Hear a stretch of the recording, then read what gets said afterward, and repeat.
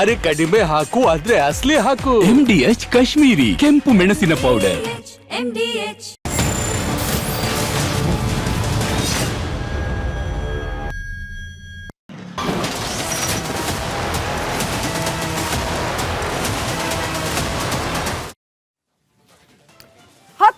ದಿನ ಘನಘೋರವಾದ ಕೊಲ್ಲಿ ಯುದ್ಧ ಇನ್ನಷ್ಟು ಭೀಕರವಾಗಿ ಮುಂದುವರೆದಿದೆ. ಇರಾನ್ನ ಸರ್ವನಾಶಕ್ಕೆ ಅಮೆರಿಕ ಪಣ ತೊಟ್ಟಂತಿದೆ. ಖೊಮೇನಿ ನಾಡಿನ ಮೇಲೆ ಕ್ಷಿಪಣಿಗಳ ಸುರಿಮಳೆಗೈಯಲಾಗ್ತಾ ಇದೆ. ಟೆಹರಾನ್ನ ವಿಮಾನ ನಿಲ್ದಾಣದ ಮೇಲೆ ಕ್ಷಿಪಣಿಗಳ ಸುರಿಮಳೆಗೈಯಲಾಗ್ತಾ ಇದೆ. ದಿನೇ ದಿನೇ ದಿನೇ ದಿನೇ ಇನ್ನಷ್ಟು ಇಂಟೆನ್ಸಿಫೈ ಆಗ್ತಾ ಇದೆ ಯುದ್ಧ. ಟೆಹರಾನ್ನ ಸಂಪೂರ್ಣ ಸುಡುಗಾಡಿನ ರೀತಿಯಲ್ಲಿ ಕಾಣಿಸ್ತಾ ಇದೆ. ಅಷ್ಟರ ಮಟ್ಟಿಗೆ ಕ್ಷಿಪಣಿ ದಾಳಿ ನಡೆಸಲಾಗಿದೆ ಟೆಹರಾನ್ ಮೇಲೆ.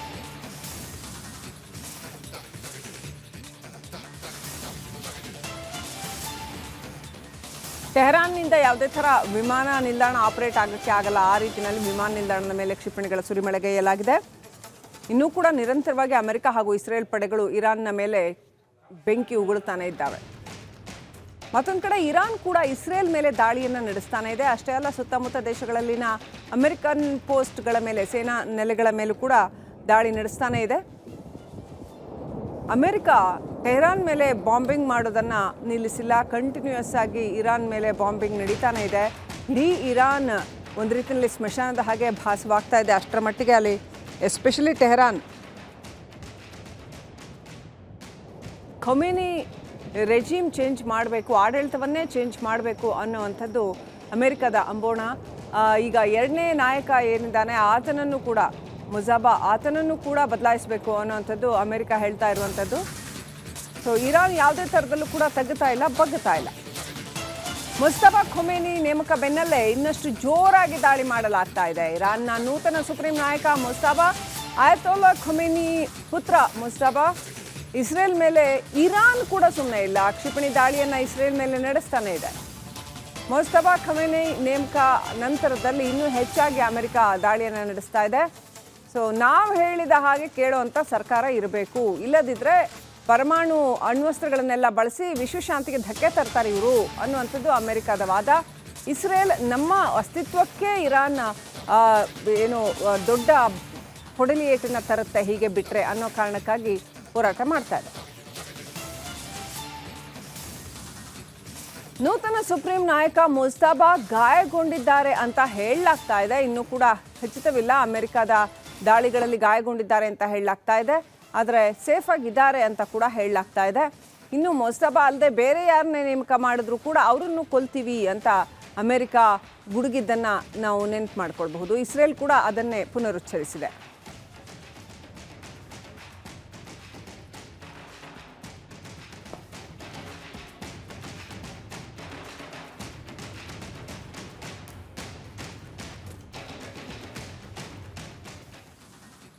ಈ ಕಾಳಗದಲ್ಲಿ ಅಮೆರಿಕ ಒಪ್ಕೊಳ್ತಾ ಇರೋ ಪ್ರಕಾರ, ಅಮೆರಿಕ ಹೇಳ್ತಾ ಇರೋ ಪ್ರಕಾರ ಇದುವರೆಗೆ 7 ಯೋಧರು ಮೃತಪಟ್ಟಿದ್ದಾರೆ ಅಂತ, ಅಮೆರಿಕದ 7 ಯೋಧರು ಮೃತಪಟ್ಟಿದ್ದಾರೆ ಅಂತ. ಆದರೆ ಅಧಿಕೃತವಾಗಿ ಕೊಡ್ತಾ ಇರೋ ಅಂಕಿಅಂಶ ಇದು. ಆದರೆ ಇನ್ನೂ ಎಷ್ಟು ಜನ ಮೃತಪಟ್ಟಿದ್ದಾರೆ ಗೊತ್ತಿಲ್ಲ.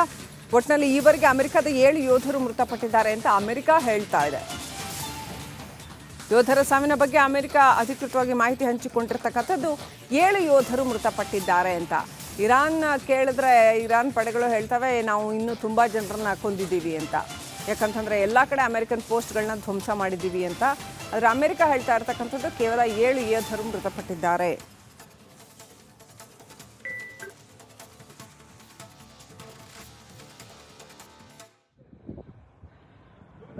ಭೀಕರವಾದಂಥ ಯುದ್ಧ, ನಿರಂತರವಾದಂಥ ಬಾಂಬಿಂಗ್ ಎರಡೂ ಕಡೆಗಳಿಂದ ನಡೀತಾ ಇದೆ. ಇರಾನ್ ಮೇಲೆ ಅಮೆರಿಕ, ಇಸ್ರೇಲ್ ಕ್ಷಿಪಣಿ ಸುರಿಮಳೆಗೈತಾ ಇದ್ದರೆ ಯಾವ ಕಾರಣಕ್ಕೂ ತಗ್ಗದೆ ಬಗ್ಗದೆ ಇರಾನ್ ಕೂಡ ಅಷ್ಟೇ ಸಶಕ್ತವಾಗಿ ಪ್ರತಿದಾಳಿಯನ್ನು ನಡೆಸ್ತಾ ಇದೆ. ನಿಜ, ಇರಾನ್ ಸ್ಮಶಾನದ ರೀತಿಯಲ್ಲಿ ಕಾಣಿಸ್ತಾ ಇದೆ. ಅಷ್ಟರ ಮಟ್ಟಿಗೆ ಸಾವಿರಾರು ಜನ ಮೃತಪಟ್ಟಿದ್ದಾರೆ. ಸುಮಾರು 10,000ಕ್ಕೂ ಹೆಚ್ಚು ಜನ ಟೆಹರಾನ್ ತೊರೆದಿದ್ದಾರೆ. ಇರಾನ್ ಇಸ್ರೇಲ್ ಮಧ್ಯದ ರಣಭೀಕರ ಯುದ್ಧದ ಹಿನ್ನೆಲೆಯಲ್ಲಿ ಬ್ಯಾರೆಲ್ ಕಚ್ಚಾ ತೈಲ ಬೆಲೆ $100ಗೆ ಏರಿಕೆಯಾಗಿದೆ. 2022ರ ಬಳಿಕ ಮೊದಲ ಬಾರಿಗೆ ಈ ರೀತಿ ಡಾಲರ್ ಕಚ್ಚಾ ತೈಲದ ಬೆಲೆ ಬ್ಯಾರೆಲ್ಗೆ $100 ಆಗಿದೆ. ಸೊ ಇಷ್ಟರ ಮಟ್ಟಿಗೆ ತೈಲ ಬೆಲೆ ಏರಿಕೆಯಾದರೆ ಜಗತ್ತಿನಲ್ಲಿ ಆರ್ಥಿಕವಾಗಿ ಸಾಕಷ್ಟು ಅಲ್ಲೋಲ ಕಲ್ಲೋಲಗಳಾಗುತ್ತೆ. ಈ ಯುದ್ಧ ಬೇರೆ ಏನು ತಂತೋ ಇಲ್ವೋ ಗೊತ್ತಿಲ್ಲ. ಖೊಮೇನಿ ರೆಜಿಮ್ ಏನು ಚೇಂಜ್ ಆಗಲಿಲ್ಲ, ಅಮೆರಿಕ ಬಿದ್ದು ಮೀಸೆ ಮಣ್ಣಾಗಲಿಲ್ಲ ಅನ್ನೋ ಮೈಂಡ್ ಸೆಟ್ಟಲ್ಲಿದೆ. ಒಟ್ಟಿನಲ್ಲಿ ಬೇರೆ ಎಲ್ಲ ದೇಶಗಳು ತೈಲ ಬೆಲೆಯಿಂದಾಗಿ ತತ್ತರಿಸಿ ಹೋಗುವಂತೆ ಮಾಡ್ತಾ ಇದೆ.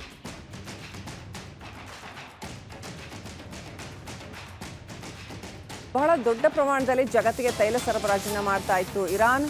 ತೈಲ ಬೆಲೆ ಏರಿಕೆ ಬಗ್ಗೆ ಡೊನಾಲ್ಡ್ ಟ್ರಂಪ್ ಪ್ರತಿಕ್ರಿಯೆ ಕೊಟ್ಟಿದ್ದಾರೆ. ಏನು ಪ್ರತಿಕ್ರಿಯೆ ಕೊಟ್ಟಿದ್ದಾರೆ ನೋಡಿ. ವಿಶ್ವದ ಶಾಂತಿ ಸುರಕ್ಷತೆಗೆ ನಾವು ಪಾವತಿಸುವ ಸಣ್ಣ ಬೆಲೆ ಅಂತ ಇದು. ಇರಾನ್ ಅಣ್ವಸ್ತ್ರ ಬೆದರಿಕೆ ಹೋದರೆ ತೈಲ ಬೆಲೆ ಕಡಿಮೆ ಆಗುತ್ತೆ, ಆದಷ್ಟು ಬೇಗ ತೈಲ ಬೆಲೆ ಕಡಿಮೆ ಆಗಲಿದೆ ಅಂತ ಟ್ರಂಪ್ ಹೇಳಿಕೆ ನೀಡಿದ್ದಾರೆ. ಬೆಲೆ ಏರಿಕೆಗೆ ಮೂರ್ಖರು ಮಾತ್ರ ವಿಭಿನ್ನವಾಗಿ ಆಲೋಚಿಸ್ತಾರೆ ಅನ್ನೋ ಅರ್ಥದಲ್ಲಿ ಡೊನಾಲ್ಡ್ ಟ್ರಂಪ್ ಜಾಲತಾಣದಲ್ಲಿ ಪೋಸ್ಟ್ ಮಾಡಿದ್ದಾರೆ. ಇರಾನ್ ಅಣ್ವಸ್ತ್ರ ಹೊಂದೋದೇ ತೈಲ ಬೆಲೆ ಏರಿಕೆಗೆ ಕಾರಣ ಅನ್ನುವಂಥದ್ದು ಟ್ರಂಪ್ ಅಂಬೋಣ. ಯಾಕೆ ಇಷ್ಟು ದೊಡ್ಡ ಯುದ್ಧ ಮಾಡದೆ ಬೇರೆ ದಾರಿನೇ ಇರಲಿಲ್ವಾ? ಬೇರೆ ಯಾವುದೇ ಥರದಲ್ಲೂ ಇರಾನನ್ನು ನಿಯಂತ್ರಿಸೋದಕ್ಕೆ ಸಾಧ್ಯ ಇರಲಿಲ್ವಾ? ಅಥವಾ ಇಷ್ಟೆಲ್ಲ ಆಗೋದಕ್ಕೆ ಅಮೆರಿಕ ಯಾಕೆ ಬಿಡ್ತು? ಇಷ್ಟು ವರ್ಷಗಳ ಕಾಲ ಇರಾನ್ಗೆ ಹಿಂಬಾಗಿಲಿನಿಂದ ಪೋಷಿಸಿಕೊಂಡು ಬಂತಲ್ಲ ಉಗ್ರರನ್ನು, ಅದ್ಯಾಕೆ ಅನ್ನೋ ಪ್ರಶ್ನೆಗೆ ಉತ್ತರವೇ ಇಲ್ಲ. ಬಹುಶಃ ಇದು ಅಮೆರಿಕಾದ ಒಂದು ಸಂಪ್ರದಾಯ ಅಂತ ಅನ್ಸುತ್ತೆ. ಇದನ್ನು ಪದೇ ಪದೇ ಪದೇ ಪದೇ ಕಾಣ್ತಾ ಇದ್ದೀವಿ ನಾವು. ಈ ಹಿಂದೆ ಇರಾಕ್ ವಿಚಾರದಲ್ಲೂ ಕೂಡ ಅಮೆರಿಕ ಅದೇ ರೀತಿ ನಡ್ಕೊಂಡಿತ್ತು. ಮೊದಲು ಸಪೋರ್ಟ್ ಮಾಡೋದು, ಆನಂತರ ಬಂದ್ಬಿಟ್ಟು ಹೊಡೆದಾಕೋದು. ತಾಲಿಬಾನ್ ವಿಚಾರದಲ್ಲೂ ಕೂಡ, ಅಫ್ಘಾನಿಸ್ತಾನದ ವಿಚಾರದಲ್ಲೂ ಕೂಡ ಅದೇ ರೀತಿ. ಮೊದಲು ಉಗ್ರರನ್ನು ಶಸ್ತ್ರಾಸ್ತ್ರ ಕೈಗೆ ಕೊಟ್ಟು ಬೆಳೆಸೋದು, ಆನಂತರ ಅವ್ರ ಮೇಲೆ ದಾಳಿ ಮಾಡೋದು. ಶಸ್ತ್ರಾಸ್ತ್ರ ಮಾರುಕಟ್ಟೆಯನ್ನು ಉಳಿಸ್ಕೊಳ್ಳೋದಕ್ಕೆ ಹೋಗಿ ಈ ರೀತಿ ಇಡೀ ಜಗತ್ತಿನ ಸಂಕಷ್ಟಕ್ಕೆ ತಳ್ಳುವಂಥ ಕೆಲಸನ ಅಮೆರಿಕ ಮಾಡ್ತಾ ಇದೆಯಾ ಅನ್ನುವಂಥದ್ದು ಒಂದು ಕಡೆ. ಆದರೆ ಇನ್ನು ಇಸ್ರೇಲ್ನಂಥ ದೇಶಕ್ಕೆ ಅದಕ್ಕೆ ಪ್ರಾಮಾಣಿಕವಾದ ಕಾರಣಗಳಿದ್ದಾವೆ. ಅವರಿಗೆ ಎಕ್ಸಿಸ್ಟೆನ್ಷಿಯಲ್ ಪ್ರಾಬ್ಲಮ್ಮು, ತಾವು ಉಳಿಬೇಕು ಅನ್ನೋದ ಕಾರಣದಿಂದ ಅವರು ಯುದ್ಧ ಮಾಡ್ತಾ ಇರ್ತಕ್ಕಂಥದ್ದು. ಹಾಗಾಗಿ ಅವರಲ್ಲಿ ಬಹಳ ಪ್ರಾಮಾಣಿಕತೆ ಇದೆ ಅಂತ ಹೇಳ್ಬೋದು. ಇನ್ನು ಇರಾನ್ ತನ್ನದೇ ಆದ ಸಂಪ್ರದಾಯವಾದಿಗಳ ಆಡಳಿತದಲ್ಲಿ ಖಡಕ್ ನಿರ್ಧಾರಗಳನ್ನು ಕೈಗೊಂಡಿತ್ತು. ಇರಾನ್ ತಾನು ಮಾತ್ರ ಉಳಿಬೇಕು ಅನ್ನೋ ಒಂದು ನಿಲುವಿನಲ್ಲಿ ಇರಾನ್ ಇತ್ತ ಅನ್ನುವಂಥ ಪ್ರಶ್ನೆ. ಯಾಕಂತಂದರೆ ಪರಮಾಣು ಅಸ್ತ್ರವನ್ನು ಹೊಂದೋದಕ್ಕೆ, ಪರಮಾಣು ಬಾಂಬ್ಗಳನ್ನು ಹೊಂದೋದಕ್ಕೆ ಪ್ರಯತ್ನ ಮಾಡ್ತಾ ಇದ್ದಂಥದ್ದು. ಹಾಗೆಯೇ ಸಾವಿರಾರು ಶಸ್ತ್ರಾಸ್ತ್ರಗಳ ಸಂಗ್ರಹಾಗಾರಗಳನ್ನು ಕೆಳಗಡೆ ಸುರಂಗಗಳನ್ನು ಕೊರೆದು ರೆಡಿ ಇಟ್ಕೊಂಡಿರೋವಂಥದ್ದು. ಇದನ್ನೆಲ್ಲ ನೋಡಿದ್ರೆ ಇಡೀ ಜಗತ್ತಿನ ಸರ್ವನಾಶ ಮಾಡಿ ನಾನು ಮಾತ್ರ ಇರಬೇಕು ಅನ್ನೋ ಭಾವ ಇದ್ದ ಹಾಗೆ ಕಾಣುತ್ತೆ. ಆದರೆ ಅದು ಕೂಡ ಸಾಧ್ಯ ಆಗ್ತಾ ಇಲ್ಲ. ಇದೀಗ ಇಸ್ರೇಲ್ ಅಮೆರಿಕ ಸಿಕ್ಕಾಪಟ್ಟೆ ಜೋರಾಗಿ ಇರಾನ್ ಮೇಲೆ ಕ್ಷಿಪಣಿಗಳ ಸುರಿಮಳೆಗೈತಾ ಇದ್ದಾರೆ.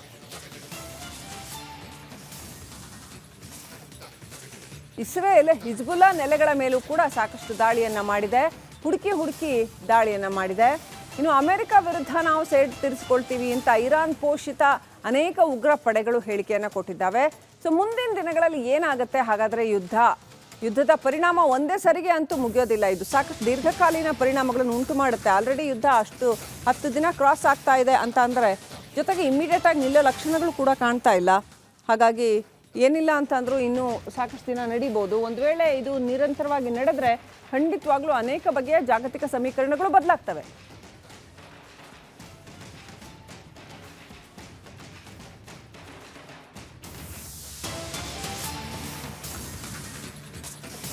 ಇಸ್ರೇಲ್ ಅಮೆರಿಕ ವರ್ಸಸ್ ಇರಾನ್ ಕಾಳಗ ವಿಚಾರಕ್ಕೆ ಸಂಬಂಧಪಟ್ಟಂತೆ ಇವತ್ತು ಲೋಕಸಭೆಯಲ್ಲಿ ಎಸ್ ಜಯಶಂಕರ್ ಉತ್ತರ ಕೊಡ್ತಾರೆ. ವಿದೇಶಾಂಗ ವ್ಯವಹಾರಗಳ ಸಚಿವ ಎಸ್ ಜಯಶಂಕರ್ ಇವತ್ತು ಲೋಕಸಭೆಯಲ್ಲಿ ಏನು ಹೇಳ್ತಾರೆ ಅಂತ ಇಡೀ ಜಗತ್ತು ಕುತೂಹಲದಿಂದ ನೋಡ್ತಾ ಇದೆ. ಭಾರತದ ನಿಲುವೇನು ಈ ಯುದ್ಧದ ವಿಚಾರಗಳಲ್ಲಿ ಅನ್ನುವಂಥದ್ದು. ಜಯಶಂಕರ್ ಮಾತು ಬಹಳ ಆಸಕ್ತಿದಾಯಕವಾಗಿರುತ್ತೆ. ಯಾಕಂತಂದರೆ ಅತ್ಯಂತ ನಿಪುಣ ರಾಜತಾಂತ್ರಿಕ ಅವರು. ಹಾಗಾಗಿ ಏನು ಮಾತಾಡ್ತಾರೆ ಅನ್ನುವಂಥದ್ದು ಬಹಳ ಸೂಕ್ಷ್ಮ ರಾಜತಾಂತ್ರಿಕ ಪರಿಸ್ಥಿತಿಯಲ್ಲಿ ಭಾರತ ಇದೆ. ಸೆನ್ಸಿಟಿವ್ ಡಿಪ್ಲೊಮೆಸಿ ಬೇಕಾಗತ್ತೆ ಈಗ. ಅದನ್ನು ಮಾಡುವಲ್ಲಿ ಬಹಳ ನಿಪುಣರು ಎಸ್ ಜಯಶಂಕರ್. ಈ ಯುದ್ಧದ ಪರಿಸ್ಥಿತಿಯನ್ನು ಅವ್ರು ಹೇಗೆ ನೋಡ್ತಾರೆ? ಇವತ್ತು ಲೋಕಸಭೆಯಲ್ಲಿ ಆ ವಿಚಾರಕ್ಕೆ ಸಂಬಂಧಪಟ್ಟಂತೆ ಮಾತನಾಡಲಿದ್ದಾರೆ ಎಸ್ ಜಯಶಂಕರ್. ಸೊ ಏನು ಹೇಳ್ತಾರೆ? ನಾನು ಈಗಾಗಲೇ ಹೇಳ್ತಾ ಇದ್ದ ಹಾಗೆ ನಾವು ಯಾವುದೇ ಒಂದು ದೇಶದ ಪರವಾಗಿ ಅಥವಾ ವಿರೋಧವಾಗಿ ನಿಲುವು ತಗೊಳ್ಳೋಕ್ಕೆ ಬರೋದಿಲ್ಲ, ತಗೊಳ್ತಾನೂ ಇಲ್ಲ. ಈ ಎಲ್ಲ ದೇಶಗಳು ನಮಗೆ ಬೇಕಾಗಿರ್ತಕ್ಕಂಥ ದೇಶಗಳೇನೆ. ನಾವು ಇರಾನಿಂದ ತೈಲ ಆಮದು ಮಾಡ್ಕೊಳ್ತಾ ಇದ್ವಿ, ಡ್ರೈ ಫ್ರೂಟ್ಸ್ ಆಮದು ಮಾಡ್ಕೊಳ್ತಾ ಇದ್ವಿ, ನ್ಯಾಚುರಲ್ ಗ್ಯಾಸ್ ಆಮದು ಮಾಡ್ಕೊಳ್ತಾ ಇದ್ದೀವಿ.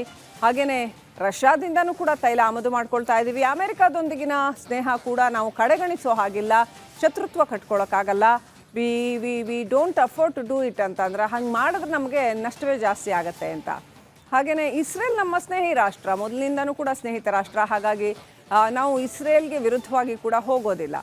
ಇಂಥ ಒಂದು ಸನ್ನಿವೇಶದಲ್ಲಿ ಭಾರತ ಯಾವ ನಿಲುವನ್ನು ಕೈಗೊಳ್ಳುತ್ತೆ, ಮುಂದಿನ ದಿನಗಳು ಹೇಗೆ, ತೈಲ ಬೆಲೆ ಏರಿಕೆ ವಿಚಾರವಾಗಿ ಏನಾದರೂ ಉತ್ತರ ಕೊಡ್ತಾರಾ ಜೈಶಂಕರ್ ಅವರು, ಮುಂದೆ ಹೇಗೆ ಭಾರತ ಮ್ಯಾನೇಜ್ ಮಾಡುತ್ತೆ ಅನ್ನುವಂಥದ್ದು. ಈಗಾಗಲೇ ಅವರು ಒಂದು ಮಾತು ಹೇಳಿದ್ದಾರೆ, ನಾವು ಬೇರೆ ಬೇರೆ ಹಲವು ಮೂಲಗಳಿಂದ ತೈಲ ಸಂಗ್ರಹ ಮಾಡ್ತೀವಿ, ಯಾರೋ ಒಬ್ಬರನ್ನೇ ನೆಚ್ಕೊಂಡು ಕೂತ್ಕೊಳ್ಳಲ್ಲ ಅಂತ, ಮಲ್ಟಿಪೋಲಾರ್ ಅಂತ ಹೇಳ್ತಾರೆ ಅದಕ್ಕೆ. ಅಂದರೆ ಬೇರೆ ಬೇರೆ ದೇಶಗಳಿಂದ ತೈಲ ಆಮದು ಮಾಡ್ಕೊಳ್ಳುವಂಥದ್ದು, ಹಲವು ಸಣ್ಣ ಸಣ್ಣ ಸಣ್ಣ ದೇಶಗಳಿಂದ ತೈಲ, ಅಂದರೆ ಒಬ್ಬರು ಕೈ ಕೊಟ್ಟರು 4 ಜನ ಕೈ ಕೊಟ್ಟರು ತೊಂದರೆ ಆಗಬಾರ್ದು. ಹಾಗಾಗಿ ಆ ರೀತಿಯಲ್ಲಿ ತೈಲ ಆಮದು ಮಾಡ್ಕೊಳ್ಳುವಂಥ ಪ್ಲ್ಯಾನ್.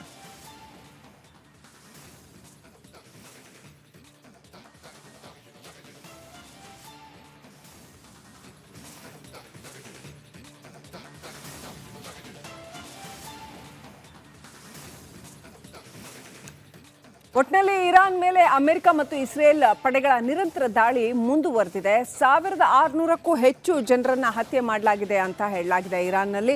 ಇನ್ನೂ ಸಾಕಷ್ಟು ದಾಳಿ ಪ್ರತಿದಾಳಿ ನಡೀತಾನೆ ಇದೆ. ಇರಾನ್ ಕೂಡ ತನ್ನ ದಾಳಿಯನ್ನು ನಿಲ್ಲಿಸಿಲ್ಲ. ನಿರಂತರವಾಗಿ ಇರಾನ್ ಕೂಡ ಇಸ್ರೇಲ್ ಮತ್ತಿತರೆ ಅಮೆರಿಕದ ನೆಲೆಗಳ ಮೇಲೆ ದಾಳಿ ನಡೆಸ್ತಾನೆ ಇದೆ.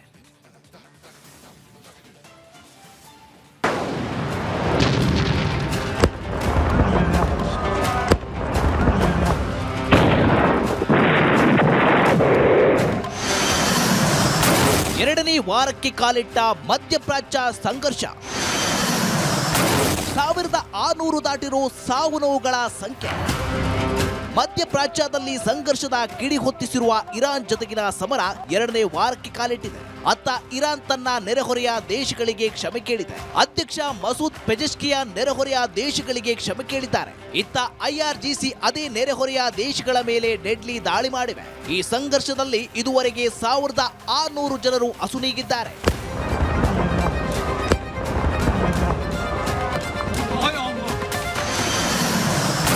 ನೆರೆಯ ರಾಷ್ಟ್ರಗಳ ಮೇಲಿನ ದಾಳಿಗಾಗಿ ಇರಾನ್ ಅಧ್ಯಕ್ಷ ಪೆಜೆಶ್ಕಿಯಾನ್ ಕ್ಷಮೆ ಕೇಳಿದ್ದಾರೆ. ಆದರೆ ಅಧ್ಯಕ್ಷರ ಮಾತಿಗೆ IRGC ಕ್ಯಾರೆ ಎನ್ನುತ್ತಿಲ್ಲ.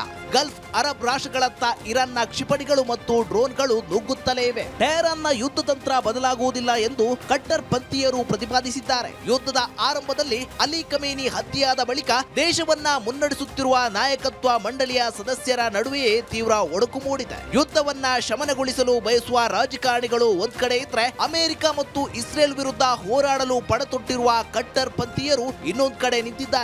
ಈ ಸಂಘರ್ಷವು ಭವಿಷ್ಯದ ರಾಜತಾಂತ್ರಿಕ ಪರಿಹಾರದ ಪ್ರಯತ್ನಗಳನ್ನ ಮತ್ತಷ್ಟು ಜಟಿಲಗೊಳಿಸಿದೆ.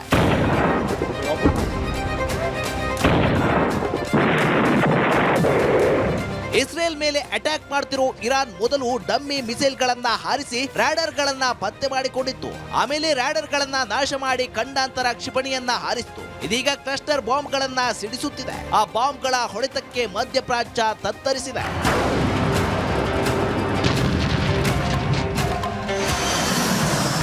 ದುಬೈ ಮರೀನಾ ಮೇಲೆ ಬಿದ್ದ ಕ್ಷಿಪಣಿ ಅವಶೇಷ.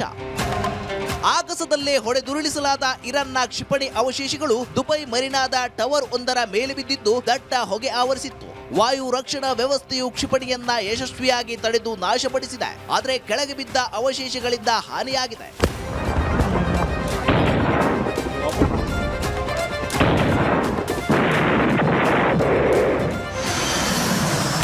ಕುವೈತ್ ಏರ್ಪೋರ್ಟ್ ಮೇಲೆ ಬಿದ್ದ ಡ್ರೋನ್. ಕೊಲ್ಲಿಯ 9 ದಿನದ ಕದನ ರಣಘೋರ ರೂಪ ಪಡೆದಿದೆ. ಇಂದು ಕುವೈತ್ನ ವಿಮಾನ ನಿಲ್ದಾಣದ ಮೇಲೆ 50ಕ್ಕೂ ಅಧಿಕ ಡ್ರೋನ್ ದಾಳಿ ನಡೆಸಲಾಗಿದ್ದು, ಆತ್ಮಾಹುತಿ ಡ್ರೋನ್ ಹೊಡೆತಕ್ಕೆ ವಿಮಾನ ನಿಲ್ದಾಣ ದಗದಗಿಸಿದೆ.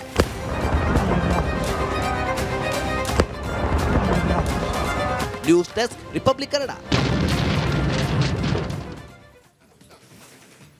ಯುದ್ಧ ಪೀಡಿತ ನಾಡಿನಿಂದ ಸುಮಾರು 288 ಜನ ಕನ್ನಡಿಗರು ಮತ್ತೆ ವಾಪಸ್ ಬಂದಿದ್ದಾರೆ ತಾಯ್ನಾಡಿಗೆ. ದುಬೈನಿಂದ 288 ಜನ ಮತ್ತೆ ಇವತ್ತು ಕೆಂಪೇಗೌಡ ಏರ್ಪೋರ್ಟ್ಗೆ ಬಂದಿಳಿದಿದ್ದಾರೆ. Dubai as of now safe ಆಗಿದೆ ಅಂತ ಅವ್ರು ಹೇಳ್ತಾ ಇದ್ದಾರೆ. ದುಬೈನಿಂದ ಬರ್ಬೋದು ಅಂತ ಹೇಳ್ತಾ ಇದ್ದಾರೆ. ಅವರ ಅನುಭವಗಳನ್ನು ಸಾಕಷ್ಟು ಮಂದಿ ಹಂಚಿಕೊಂಡ್ರು. ಇರಾನ್ ಇಸ್ರೇಲ್ ಯುದ್ಧದ ನಡುವೆ ಸಾಕಷ್ಟು ಜನ ತಾಯ್ನಾಡಿಗೆ ಮರಳ್ತಾ ಇದ್ದಾರೆ. ಸೇಫ್ ಆಗಿ ಸುರಕ್ಷಿತವಾಗಿ ಮರಳ್ತಾ ಇದ್ದಾರೆ. ಇಲ್ಲಿ ಬಂದ ಮೇಲೆ ಸಮಾಧಾನ ಆಯಿತು, ನಿಟ್ಟುಸಿರು ಬಿಟ್ವಿ ಅಂತ ಹೇಳ್ಕೊಳ್ತಾ ಇದ್ದಾರೆ. ಅಲ್ಲಿ ಆಗಾಗ ಹೇಗೆ ಕ್ಷಿಪಣಿಗಳ ಶಬ್ದ ಕೇಳ್ತಾ ಇತ್ತು, ಅಟ್ಯಾಕ್ ಶಬ್ದ ಕೇಳ್ತಾ ಇತ್ತು, ಹೇಗೆ ಒಂದು ಭೀತಿಯ ವಾತಾವರಣ ಇತ್ತು, ಎಷ್ಟೇ ಸುರಕ್ಷತೆ ಇದ್ರೂ ಕೂಡ ಸ್ವಲ್ಪ ಭಯ ಆಗ್ತಾ ಇತ್ತು ಅನ್ನೋ ಅನುಭವವನ್ನು ಹಂಚಿಕೊಂಡಿದ್ದಾರೆ.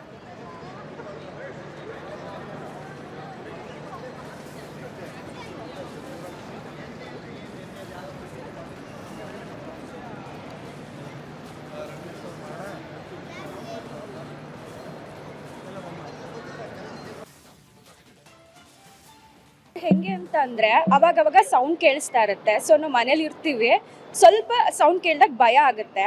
ಆಮೇಲೆ ಅಲರ್ಟ್ಸ್ಗಳು ಬರುತ್ತೆ, ಮಿಸೈಲ್ ಅಟ್ಯಾಕ್ ಆಗುತ್ತೆ ಅಂತ. ಆಮೇಲೆ ಸ್ವಲ್ಪ ಹೊತ್ತು ಆದಮೇಲೆ thank you for the corporation, ನಿಮ್ಮ ಡೈಲಿ ಆ್ಯಕ್ಟಿವಿಟೀಸ್ನ ರೆಸ್ಯೂಮ್ ಮಾಡ್ಬೋದು ಅಂತಲೂ ಬರುತ್ತೆ. ಸೊ ಅವಾಗ ಸ್ವಲ್ಪ ರಿಲ್ಯಾಕ್ಸ್ ಆಗ್ತೀವಿ. ಆಮೇಲೆ ನಾವು ಹೆಂಗೆ ಅಂತಂದರೆ ಅಲ್ಲಿ ಡೇ ಟು ಡೇ ಡೆಲಿವರಿಯಿಂದ ಹಿಡಿದು ಎಲ್ಲ ನಮಗೆ ಅವೈಲೇಬಲ್ ಇದೆ, ಏನೂ ಅವೈಲೇಬಲ್ ಇಲ್ಲ ಅಂತ ಇಲ್ಲ.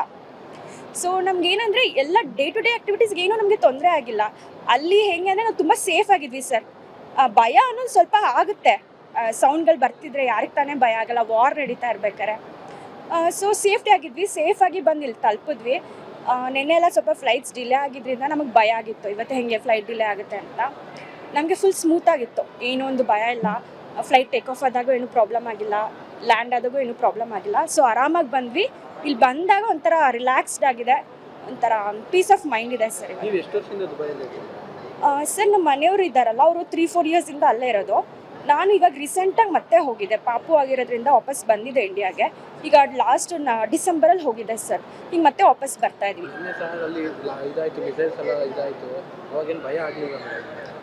ಸರ್ ಅದೇ ನ್ಯೂಸ್ ಫಾಲೋ ಅಪ್ ಮಾಡ್ತಿರ್ತೀವಿ. ಅಲ್ಲಿ ಏನಂತಂದರೆ ತುಂಬ ಸೆಕ್ಯೂರ್ಡ್ ಆಗಿದೆ, ಏನೂ ತೊಂದರೆ ಆಗಿಲ್ಲ ಸರ್ ನಮಗೆ. ಅಲ್ಲಿರೋ ಜನಗಳಿಗೇನು ಪ್ರಾಬ್ಲಮ್ ಆಗಿಲ್ಲ. ಕೆಲವು ನಿಮಗೆ ಗೊತ್ತಿದ್ದಂಗೆ ಅಲ್ಲಿ ಸೌಂಡ್ಗಳು ಬರುತ್ತೆ, ಅದರಿಂದ ಸ್ವಲ್ಪ ಪ್ಯಾನಿಕ್ ಆಗ್ತೀವಿ, ಮಕ್ಳುಗಳು ಸ್ವಲ್ಪ ಹೆದರ್ಕೋತಾರೆ ಅಷ್ಟೇ ಸರ್. ಹಾಂ ಸರ್, ಕೇಳಿಸ್ತಾ ಇತ್ತು. ನಾವು ಒಂದ್ಸರಿ ನೋಡಿದ್ದೀನಿ ಸರ್. ಆ್ಯಕ್ಚುಲಿ ನಾವು ಟ್ರಾವೆಲ್ ಮಾಡ್ತಾ ಇದ್ವಿ ಕಾರಲ್ಲಿ, ನಮಗೆ ಗೊತ್ತಿಲ್ಲ ಹಿಂಗೆ ಅಟ್ಯಾಕ್ ಆಗುತ್ತೆ ಅಂತ. ಆಲ್ ಆಫ್ ಸಡನ್ ಅದು ನಾವು ನೋಡಿದ್ವಿ, ಒಂದ್ಸರಿ ನೋಡಿದ್ವಿ ಅಷ್ಟೇ, ಇಂಟರ್ಸೆಪ್ಟ್ ಆಗಿ ನೋಡಿದ್ವಿ ಸರ್. ತುಂಬ ಖುಷಿ ಆಗ್ತಾ ಇದೆ. ಆ್ಯಕ್ಚುಲಿ ಪ್ಲ್ಯಾನ್ ಇತ್ತು ಬರೋದು, ಸೊ ಹಾಗಾಗಿ ಬಂದ್ವಿ ನಾವು. But Dubai government is very supportive. They have given a lot of support. So we have come back safe. Sir ನೀವು ಏನು ಪರ್ಪಸ್ ಹೋಗಿದ್ರಾ? ಎಷ್ಟು ದಿನ ಅಲ್ಲಿದ್ರಿ? ನಾನು ಬಿಸ್ನೆಸ್ ಇದೆ ನಂದು, ಸೊ ನಾನು ಎವ್ರಿ 2-3 ಮಂತ್ಸ್ ಹೋಗ್ತಾ ಇರ್ತೀನಿ, ಬರ್ತಾ ಇರ್ತೀನಿ. ಸರ್ ಅಲ್ಲಿ ಯುದ್ಧ ತುಂಬ ಜಾಸ್ತಿ ನಡೀತಿದೆ ಅಂತೆಲ್ಲ ಇದು ಮಾಡ್ತೀವಿ. ಹೌದು, ಅದೆಲ್ಲ ಯಾವ ಥರ ಇದೆ ಸರ್? ಕಂಟ್ರೋಲಲ್ಲಿದೆ. ಸೊ ಇರಾನಿಂದ ಸಿಕ್ಕಾಪಟ್ಟೆ ಮಿಸೈಲ್ಸ್ ಬರ್ತಾ ಇದೆ, ಬಟ್ ದುಬೈ ಇಂಟರ್ಸೆಪ್ಟ್ ಮಾಡ್ತಾ ಇದೆ. ಏನು ತೊಂದರೆ ಅಂತೂ ಏನಿಲ್ಲ. ನಿಮ್ಗೇನು ಭಯ ಆಗಲಿಲ್ಲ ಸರ್? ಭಯ ಆಗೇ ಆಗುತ್ತೆ, ಜೀವ ಅಂದರೆ ಭಯ ಆಗೇ ಆಗುತ್ತಲ್ಲ. ಬಟ್ ನಮಗೆ ದುಬೈ ಗೌರ್ಮೆಂಟಿಂದ ತುಂಬ ಸಪೋರ್ಟ್ ಇತ್ತು. So we believe the Dubai government. ಇದುವರೆಗೂ ಯಾರಿಗೂ ಏನೂ ಆಗಲಿಕ್ಕೆ ಕೊಟ್ಟಿಲ್ಲ, ಅವರು ಏನು ಕ್ಯಾಶುಯಾಲಿಟೀಸ್ ಇಲ್ಲ, ಬೇರೆ ಒಬ್ಬರು ಏನೋ ಎಂಜಾಯ್ಡ್ ಆಗಿದ್ದಾರೆ ಅಷ್ಟೇ. ದುಬೈಯಿಂದ ನಿಮ್ಮ ತಾಯ್ನಾಡಿಗೆ ಬಂದಿದ್ದೀರಾ, ಎಷ್ಟು ಖುಷಿ ಆಗ್ತಿದೆ ಸರ್? ತುಂಬ ಖುಷಿ ಆಗ್ತಾ ಇದೆ. ಬಿಕಾಸ್ ಮನೆಯಲ್ಲೆಲ್ಲ ಮಕ್ಕಳೆಲ್ಲ ವೆಯ್ಟ್ ಮಾಡ್ತಾಯಿದ್ರು, ಅವರೆಲ್ಲ ನಿದ್ದೆ ಇಲ್ಲದೆ ಅವರಿದ್ದರು. ಯಾಕಂದರೆ ಡ್ಯಾಡಿಗೆ ಏನಾಗ್ಬಿಟ್ಟಿದೆಯೋ ಏನಿದು ಅಂತ. ಇವಾಗ ಸದ್ಯಕ್ಕೆಲ್ಲ ಖುಷಿಯಾಗಿದ್ದಾರೆ. ಫೋನ್ ಮಾಡ್ತಿದ್ರಾ ಸರ್ ನೀವು ಅಲ್ಲಿದ್ದ? ತುಂಬ ಫೋನ್ ಮಾಡ್ತೀವಿ. ಹೌದು, ಫೋನ್ಗಳು ಬರ್ತಾ ಇತ್ತು, ಫೋನು ಮಾಡ್ತಾ ಇದ್ವಿ, ಲೊಕೇಶನ್ಸ್ ಎಲ್ಲ ತೋರಿಸ್ತಾ ಇದ್ವಿ. ಬಟ್ ಗೊತ್ತಿದೆ ಅಲ್ಲ, ಅಲ್ಲಿ ಮಿಸೈಲ್ಸ್ ಬೀಳೋದೆಲ್ಲ ನೀವೇನಾದರೂ ಕಣ್ಣ? ಇಲ್ಲ, ನಾವು ಕಣ್ಣಿನ ಯಾವುದು. ಬಟ್ ಇದು ನೋಡಿದ್ದೀವಿ, ಡ್ರೋನ್ಸ್ ಅಟ್ಯಾಕ್ ಅಂತೂ ನೋಡಿದ್ವಿ. ಡ್ರೋನ್ ಬಂದು ಬಿದ್ದಿರೋದು ನೆನ್ನೆ ಒಂದು ಬಿತ್ತು ಇದರಲ್ಲಿ, ಏರ್ಪೋರ್ಟ್ ಹತ್ರ, ಅದು ನೋಡಿದ್ದೀವಿ. ನಮ್ಮ ಕನ್ನಡಿಗರು ಅಲ್ಲೇ ಇದ್ದಾರಾ ಸರ್? ಇದ್ದಾರೆ, ಸಿಕ್ಕಾಪಟ್ಟೆ ಜನ ಇದ್ದಾರೆ. ಬಟ್ ನಮ್ಮ ಕರ್ನಾಟಕ ಸರ್ಕಾರನೂ ಏನೇನೋ ಸಹಾಯಗಳು ಮಾಡ್ತಾ ಇದ್ದಾರೆ. ನೀವು ಡ್ರೋನ್ ಬಂದು ಬಿದ್ದಾಗ ಏರ್ಪೋರ್ಟಲ್ಲೇ ಇದ್ದೀರಾ? ಇಲ್ಲ, ನಾವು ನಮ್ಮ ಮನೆ ಹಿಂದೆನೇ ಬಿತ್ತು. ಇದಿದೆ, US ಎಂಬಸಿ ಇದೆ ಅಲ್ಲ, ಬುರ್ಜುಮಾನ್ ಹತ್ರ US ಎಂಬಸಿ ಇದೆ. ಅಲ್ಲಿ ಬಂದುಬಿಟ್ಟು ನಾವು ಊಟ ಮಾಡ್ಕೊಂಡು ಆಚೆ ಬಂದಾಗ ಡ್ರೋನ್ ಅಟ್ಯಾಕ್ ಮಾಡಿದ್ವಿ. ಅಹಮದ್ ಖಾನ್ ಅಂತ. ಏನಿಲ್ಲ, ಎಲ್ಲ ಈಗ ಸ್ಟಾಪ್ ಆಗಿದೆ, ಮೊದಲು ಆಗಿತ್ತು ಸ್ವಲ್ಪ. ದೇಶದ ಇನ್ನಷ್ಟು ಸುದ್ದಿಗಳನ್ನ ನೋಡ್ತಾ ಹೋಗೋಣ ಕ್ವಿಕ್ ಆಗಿ. ನ್ಯಾಷನಲ್ ಟಾಪ್ 5 ಅಲ್ಲಿ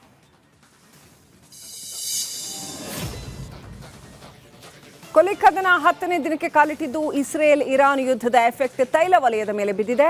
ಇದೀಗ ಅಂತಾರಾಷ್ಟ್ರೀಯ ಮಾರುಕಟ್ಟೆಯಲ್ಲಿ ಬ್ಯಾರೆಲ್ ಕಚ್ಚಾ ತೈಲ ಬೆಲೆ $100ಗೆ ಏರಿಕೆಯಾಗಿದೆ. 2022ರ ಬಳಿಕ ಮೊದಲ ಬಾರಿಗೆ $100 ಗಡಿ ದಾಟಿದೆ.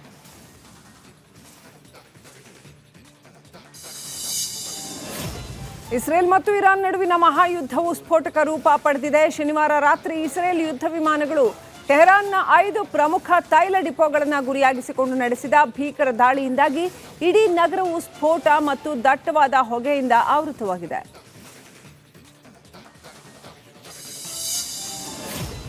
ಇರಾನಿನ ರಾಜಧಾನಿಯಲ್ಲಿನ ಶೆಹರಾನ್ ತೈಲ ಡಿಪೋ ಮತ್ತು ಇತರೆ ತೈಲ ಮೂಲಸೌಕರ್ಯಗಳ ಮೇಲೆ ಇಸ್ರೇಲ್ ಅಮೆರಿಕ ಸರಣಿ ವೈಮಾನಿಕ ದಾಳಿ ಮಾಡಿದ್ವು. ಬಳಿಕ ಟೆಹರಾನ್ ನಗರದಲ್ಲಿ ಅಲ್ಲಲ್ಲಿ ಸ್ಫೋಟವಾಗಿದ್ದು ಜನರು ದಿಕ್ಕಾಪಾಲಾಗಿ ಓಡಿದ್ದಾರೆ.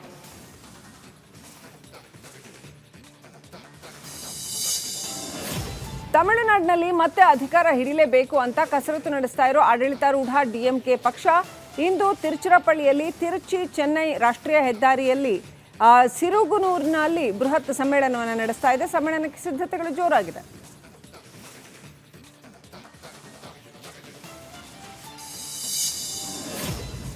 T20 ವಿಶ್ವಕಪ್ ಗೆಲುವಿನ ಬಳಿಕ ಟೀಂ ಇಂಡಿಯಾ ನಾಯಕ ಸೂರ್ಯಕುಮಾರ್ ಯಾದವ್ ಅಹಮದಾಬಾದ್ನ ಹನುಮಾನ್ ದೇವಾಲಯದಲ್ಲಿ ಪ್ರಾರ್ಥನೆ ಸಲ್ಲಿಸಿದ್ದಾರೆ. ದೇವರ ಮುಂದೆ ವಿಶ್ವಕಪ್ ಇಟ್ಟು ಪೂಜೆ ಮಾಡಿದ್ದಾರೆ. ಈ ವೇಳೆ ಕೋಚ್ ಗೌತಮ್ ಗಂಭೀರ್ ಹಾಗೂ ಐಸಿಸಿ ಅಧ್ಯಕ್ಷ ಜೈ ಶಾ ಕೂಡ ಇದ್ರು. ಕೃಷ್ಣಾನಗರಿ ಉಡುಪಿಯಲ್ಲಿ ಜಲಸಂಕಷ್ಟ ಶುರುವಾಗಿದೆ. ಉಡುಪಿಯ ಜೀವ ನದಿಗೆ ವಿಷ ಪ್ರಾಶನ ಮಾಡಲಾಗಿದೆ. ಗಬ್ಬು ನಾರ್ತಾ ಇದೆ ಇಂದ್ರಾಣಿ ನದಿ. ಇಂದ್ರಾಣಿ ಉಳಿವಿಗಾಗಿ ರಿಪಬ್ಲಿಕ್ ಅಭಿಯಾನವನ್ನ ಶುರು ಮಾಡಿರುವಂಥದ್ದು. ಉಡುಪಿಯಲ್ಲಿ ಕೃಷ್ಣಾನಗರಿ ಉಡುಪಿ ಜಲಸಂಕಷ್ಟ ಎದುರಾಗಿದೆ ನೋಡಿ. ಉಡುಪಿಯ ಜೀವ ನದಿಗೆ ವಿಷ ಪ್ರಾಶನ ಮಾಡಲಾಗಿದೆ. ಇಂದ್ರಾಣಿಯನ್ನ ಉಳಿಸಿ ಅಂತ ನಿಮ್ಮ ರಿಪಬ್ಲಿಕ್ ಕನ್ನಡ ಮಹಾ ಅಭಿಯಾನವನ್ನ ಮಾಡ್ತಾ ಇರುವಂಥದ್ದು. ಪ್ರಮುಖವಾಗಿ ಗಮನಿಸೋದೇನಪ್ಪಾ ಅಂತಂದ್ರೆ, ಈಗಾಗಲೇ ಕೆಲವೊಂದಿಷ್ಟು ಕಡೆ ಜಲ ಎಲ್ಲ ಕೂಡ ಕಲುಷಿತವಾಗ್ತಾ ಇದೆ. ನೀರು ಕುಡಿಯೋದಕ್ಕಾಗ್ತಾ ಇಲ್ಲ. ಉಡುಪಿಯಲ್ಲಿ ನೋಡಿ ಆ ನೀರಿಗೆ ವಿಷವನ್ನ ಬೆರೆಸ್ತಾ ಇದ್ದಾರೆ. ಗಬ್ಬು ನಾರ್ತಾ ಇದೆ ಇಂದ್ರಾಣಿ ನದಿ. ಬಹಳ ಹೆಸರುವಾಸಿಯಾದಂತಹ ಇಂದ್ರಾಣಿ ನದಿ ಇದು. ಆ ಭಾಗದಲ್ಲಿ ಶುದ್ಧತೆಗೆ ಹೆಸರುವಾಸಿಯಾಗಿತ್ತು. ಆದರೆ ಈಗ ಈ ಇಂದ್ರಾಣಿಯನ್ನ ಉಳಿಸಿ ಅಂತ ನಿಮ್ಮ ರಿಪಬ್ಲಿಕ್ ಕನ್ನಡ ಮಹಾ ಅಭಿಯಾನವನ್ನ ಮಾಡ್ತಾ ಇರೋದು ಗಮನಿಸ್ತಾ ಇರ್ಬೋದು ನೀವು. ಎಷ್ಟರ ಮಟ್ಟಿಗೆ ಆ ಜಲ ಹಾಳಾಗಿ ಹೋಗಿದೆ ಅಂತ. ಉಡುಪಿಯಲ್ಲಿ ಸಾಕಷ್ಟು ಜೀವಜಲಗಳಿದ್ರೂ ಕೂಡ ಕೆಲವೊಂದಿಷ್ಟು ಜಲ ಈ ರೀತಿಯಾಗಿ ಕಲುಷಿತಗೊಂಡಿರುವಂಥದ್ದು. ಇದ್ರ ಬಗ್ಗೆ ಯಾಕೆ ಗಮನ ಹರಿಸ್ತಾ ಇಲ್ಲ ಅಧಿಕಾರಿಗಳು ಅಂತ. ಇಷ್ಟೊಂದು ಬೇಜವಾಬ್ದಾರಿತನ ಆಗಿದ್ರೆ ಕಲುಷಿತ ಆಗೋಗಿದೆ. ಜನರು ಇದ್ರ ವಿರುದ್ಧವಾಗಿ ಕಿಡಿಕಾರ್ತಿದ್ದಾರೆ. ಆದರೂ ಕೂಡ ಇದ್ರ ಬಗ್ಗೆ ಗಮನ ಹರಿಸ್ತಿಲ್ವಾ? ಅದ್ರ ಜೊತೆಗೆ ನೋಡಿ,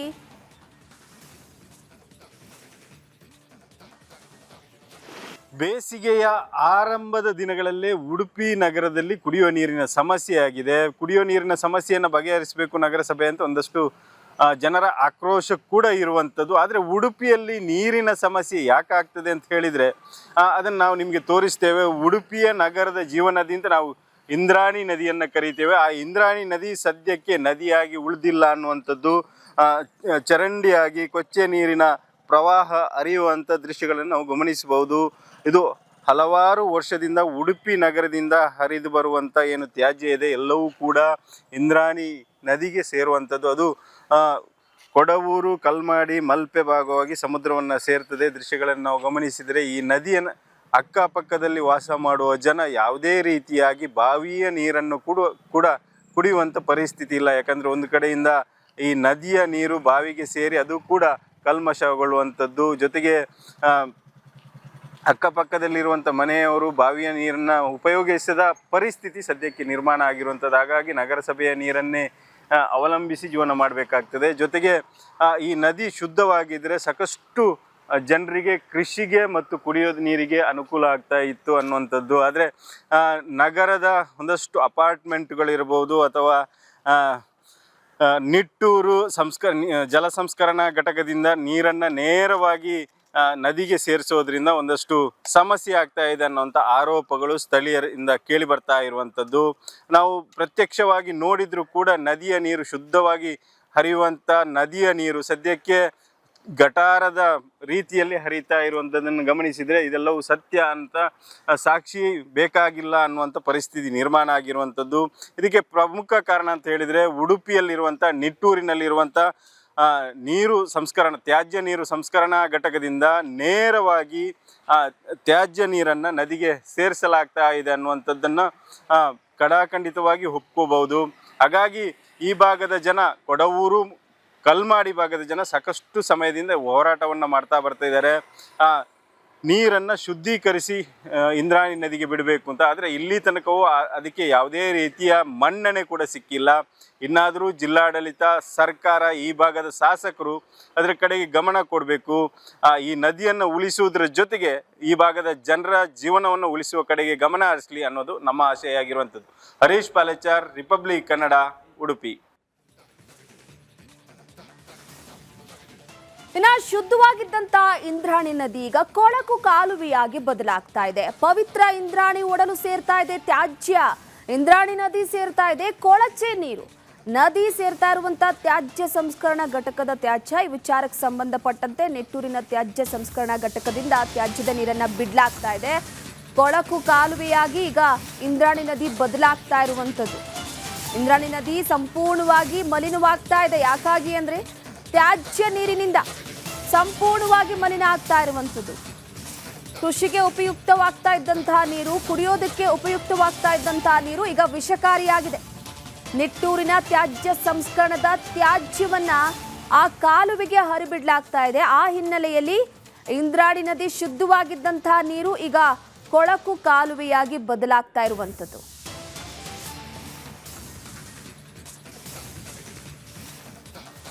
ಸ್ವಚ್ಛ ನಗರ ಅಂತ ಹೆಸರು ಪಡೆದಿರುವಂಥ ಉಡುಪಿ ನಗರದಲ್ಲಿ ನಗರದ ಹೊಳಹೊಕ್ಕಾಗ ಅಲ್ಲಿ ಇರುವಂಥ ಒಂದಷ್ಟು ಅಸ್ವಚ್ಛತೆಗಳು ಕಾಣ್ತದೆ. ಅದು ಪ್ರಮುಖವಾಗಿ ಕಾಣುವಂಥದ್ದು, ಅದಕ್ಕೆ ಸಾಕ್ಷಿ, ಜೀವಂತ ಸಾಕ್ಷಿ, ಸುಮಾರು 20 ವರ್ಷಗಳಿಂದ ಜೀವಂತ ಸಾಕ್ಷಿಯಾಗಿರುವಂಥದ್ದು ಇಂದ್ರಾಣಿ ನದಿ. ಈ ಇಂದ್ರಾಣಿ ನದಿ ಇಂದ್ರಾಳಿಯಿಂದ ಮಲ್ಪೆಯ ತನಕ ಹರಿಯುತ್ತದೆ. ಬೇರೆ ಬೇರೆ ವಾರ್ಡ್ಗಳನ್ನು ಹಾದ್ಕೊಂಡು ಹೋಗ್ತದೆ. ಕಲ್ಮಾಡಿ ಇರ್ಬೋದು, ಕೊಡವೂರು, ಮಲ್ಪೆ, ನಿಟ್ಟೂರು ಈ ಭಾಗದಲ್ಲಿ ಹರಿದು ಹೋಗ್ತದೆ. ಆದರೆ ಈ ನದಿಯ ನೀರಿಗೆ ನಗರದ ತ್ಯಾಜ್ಯ ಏನಿದೆ ಅದು ನೇರವಾಗಿ ಸೇರುವಂಥದ್ದು.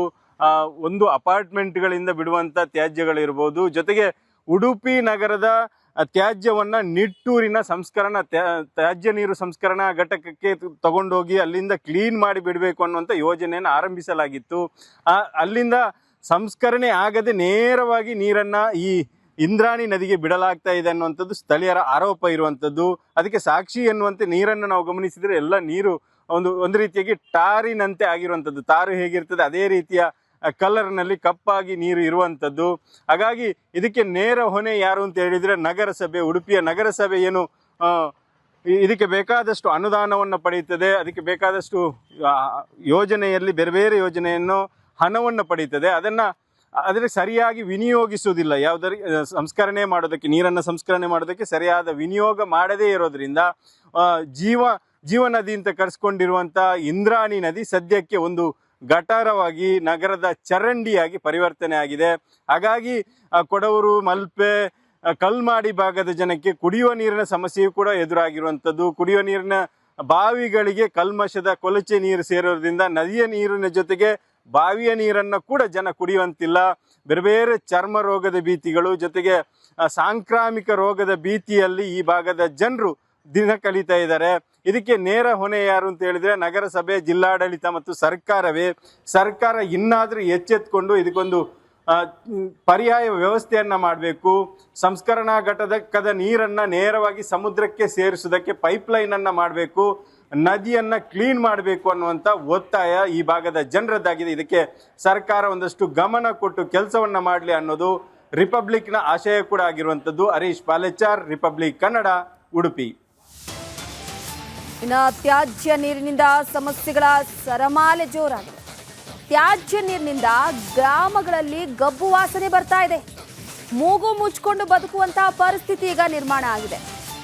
ಕೊಡವೂರು ಪರಿಸರದ ಬಾವಿಗಳಿಗೆ ಹಾನಿ ಆಗ್ತಾ ಇದೆ.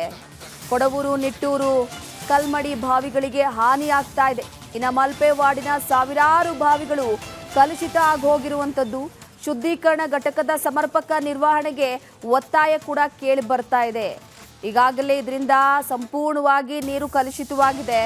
ಇಡೀ ಗ್ರಾಮವೇ ಗಬ್ಬು ನಾರ್ತಾ ಇದೆ ವಾಸನೆಯಿಂದ. ಮೂಗು ಮುಚ್ಕೊಂಡು ಅಲ್ಲಿನ ಗ್ರಾಮಸ್ಥರು, ಜನರೆಲ್ಲರೂ ಕೂಡ ಓಡಾಡುವಂತಹ ಪರಿಸ್ಥಿತಿ ಈಗ ನಿರ್ಮಾಣ ಆಗಿರುವಂಥದ್ದು. ಇನ್ನು ಬಾವಿಗಳಿಗೂ ಕೂಡ ಹಾನಿಯಾಗಿದೆ ಈ ತ್ಯಾಜ್ಯದಿಂದ. ಕೊಡವೂರು, ನಿಟ್ಟೂರು, ಕಲ್ಮಾಡಿ ಬಾವಿಗಳಿಗೆ ಹಾನಿಯಾಗಿದೆ.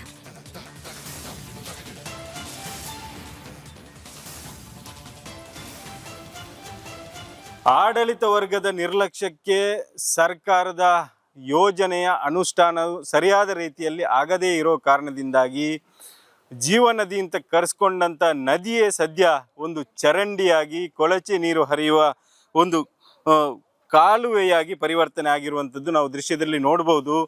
ಇದೇ ಉಡುಪಿ ನಗರದ ಪ್ರಮುಖವಾಗಿರುವಂಥ ನದಿಯಾಗಿತ್ತು ಒಂದು ಕಾಲದಲ್ಲಿ. ಇದನ್ನು ಇಂದ್ರಾಣಿ ನದಿ ಅಂತ ಕರಿತೇವೆ.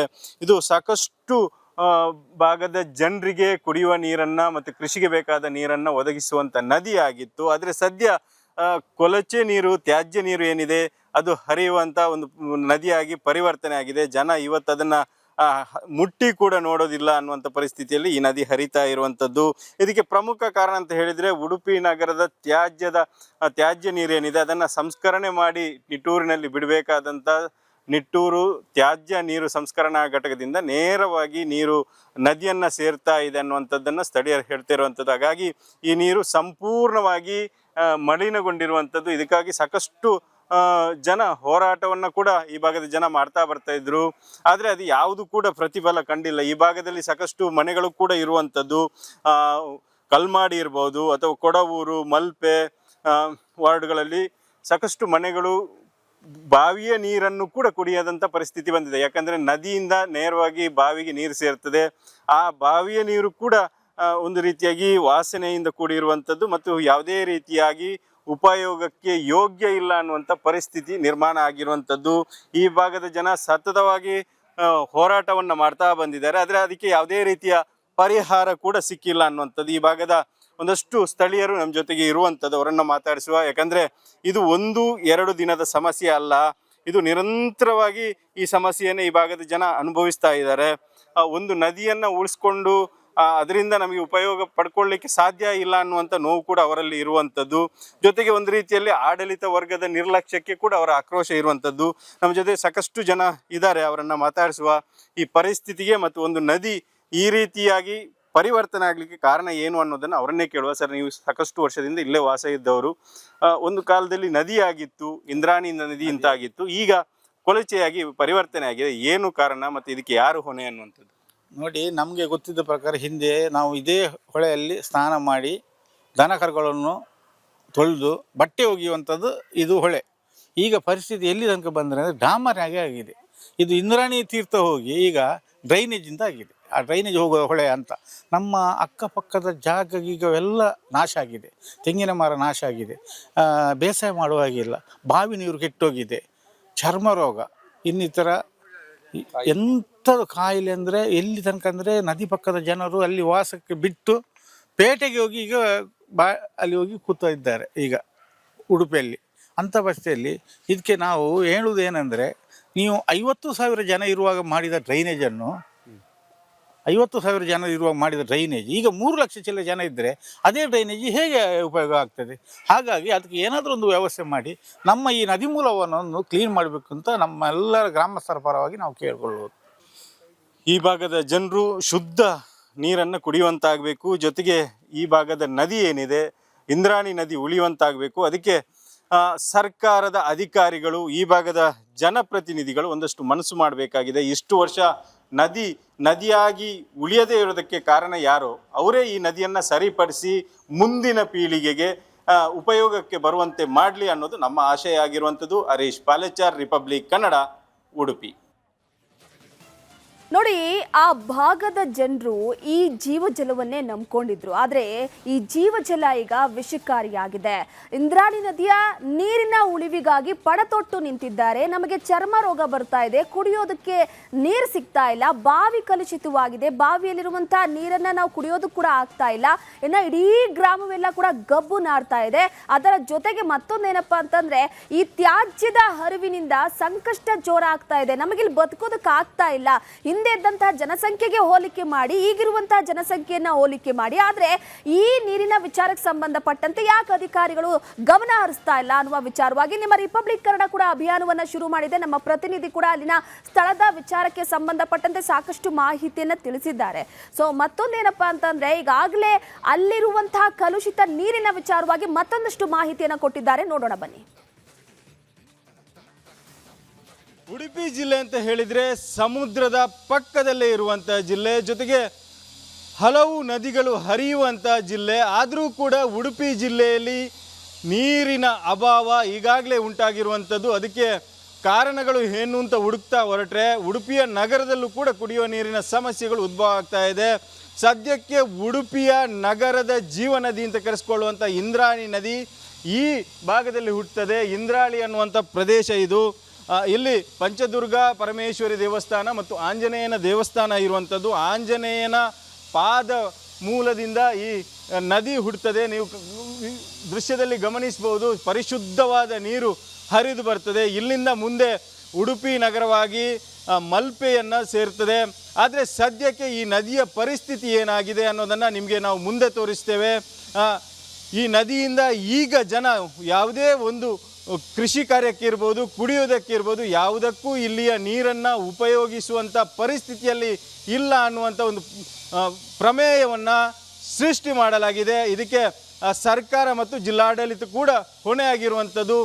ಯಾವ ರೀತಿಯಾಗಿ ಒಂದು ನದಿಯನ್ನು ಸರ್ವನಾಶ ಮಾಡುವಂಥ ಕೆಲಸ ನಡೀತಿದೆ ಅನ್ನೋದನ್ನು ನಿಮಗೆ ನಾವು ಮುಂದೆ ತೋರಿಸ್ತೇವೆ.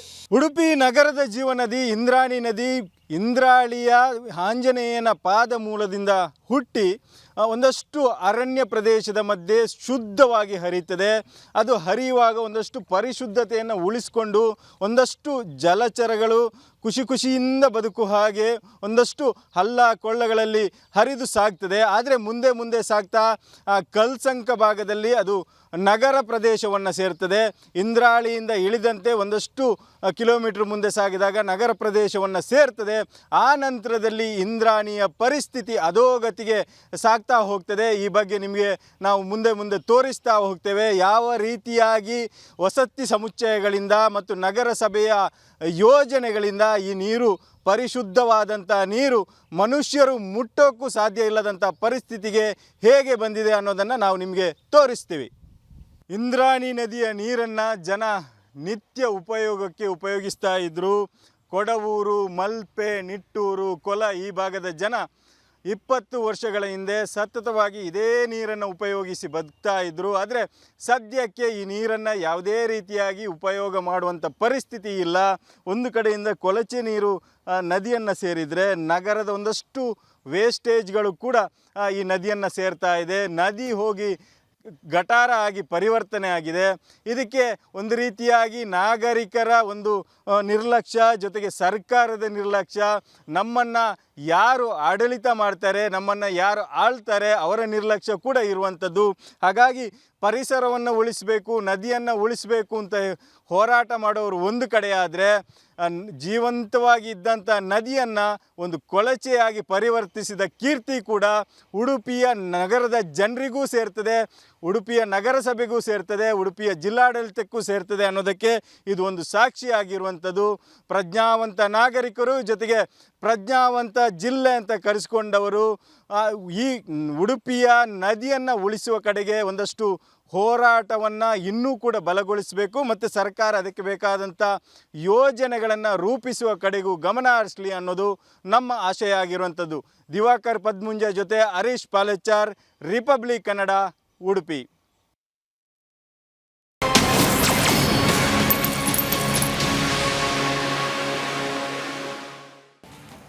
ಇದು ಬೇಲಿಗೆ ಎದ್ದು ಹೊಲ ಮೇಯ್ದಂತಹ ಕತೆ. ಇದು ಅರಣ್ಯ ಸಚಿವರಾದಂತಹ ಈಶ್ವರ್ ಖಂಡ್ರೆ ಅವರು ನೋಡಲೇಬೇಕಾದಂತಹ ಸ್ಟೋರಿ. ಮಲೆನಾಡು ಭಾಗದಲ್ಲಿ ಅತಿ ಹೆಚ್ಚಾಗಿ ಕಾಡಾನೆಯ ಹಾವಳಿಯಿಂದ ಜನರು ಬೇಸತ್ತು ಹೋಗಿದ್ರು. ಈ ಕಾಡಾನೆಯ ಹಾವಳಿಯಿಂದ ತಪ್ಪಿಸ್ಕೊಳ್ಳೋದಕ್ಕೆ ಸೋಲಾರ್ ಬೇಲಿಯನ್ನ ನಿರ್ಮಾಣ ಮಾಡಬೇಕಾಗಿತ್ತು. ಕೊಡಗು ಜಿಲ್ಲೆಯಲ್ಲಿ ಅರಣ್ಯ ಇಲಾಖೆಯ ಅಂದ ದರ್ಬಾರಿದು. ಕಾಡಾನೆ ತಡೆಗೆ ಸೋಲಾರ್ ಬೇಲಿ ನಿರ್ಮಿಸಿಲ್ಲ, ಆದ್ರೆ ಹಣವನ್ನ ಮಾತ್ರ ಗುಳುಂ ಮಾಡಲಾಗಿದೆ ಎನ್ನುವ ಆರೋಪ ಕೇಳಿಬಂದಿದೆ. ತಲಕಾವೇರಿ ವನ್ಯಜೀವಿ ವಿಭಾಗದಲ್ಲಿ ಆಗಬೇಕಾಗಿದ್ದಂತಹ ಕಾಮಗಾರಿ ಇದು. ಕಾಮಗಾರಿಯನ್ನ ಮಾಡದೆ ಅಧಿಕಾರಿಗಳು ಹಣವನ್ನ ಲೂಟಿ ಮಾಡಿದ್ದಾರೆ ಎನ್ನುವಂತ ಆರೋಪ ಕೇಳಿ ಬಂದಿದೆ. ಸೋಲಾರ್ ಬೇಲಿ ಆಗಿರ್ಬೋದು, ತಡೆಗೋಡೆ ಆಗಿರ್ಬೋದು, ವಸತಿ ಗೃಹ ಆಗಿರ್ಬೋದು, ಎಲ್ಲಾ ಕಾಮಗಾರಿಯಲ್ಲೂ ಕೂಡ ಲೂಟಿಯನ್ನ ಮಾಡಲಾಗಿದೆ. ಅರಣ್ಯ ಸಚಿವರಾದಂಥ ಈಶ್ವರ್ ಖಂಡ್ರೆ ಅವರು ಈ ಸುದ್ದಿಯನ್ನ ನೋಡಲೇಬೇಕು. ಕಾಡಾನೆಯ ಹಾವಳಿಯನ್ನ ಕಡಿಮೆ ಮಾಡೋದಕ್ಕೆ, ಹಾಗೆ ಅಲ್ಲಿರುವಂತಹ ಭಾಗದ ಜನರು ನಿಟ್ಟುಸಿರನ್ನ ಬಿಡೋದಕ್ಕೆ ತಡೆಗೋಡೆಯನ್ನ ನಿರ್ಮಿಸಬೇಕಾಗಿತ್ತು. ಒಂದಷ್ಟು ಹಣವನ್ನ ಬಿಡುಗಡೆ ಮಾಡಲಾಗಿತ್ತು. ಸೋಲಾರ್ ಬೇಲಿಯನ್ನ ಹಾಕಬೇಕಾಗಿತ್ತು. ವಸತಿ ಗೃಹವನ್ನ ನಿರ್ಮಾಣ ಮಾಡಲಾಗಿತ್ತು. ಆದ್ರೆ ಅದ್ಯಾವುದು ಕೂಡ ಆಗಿಲ್ಲ.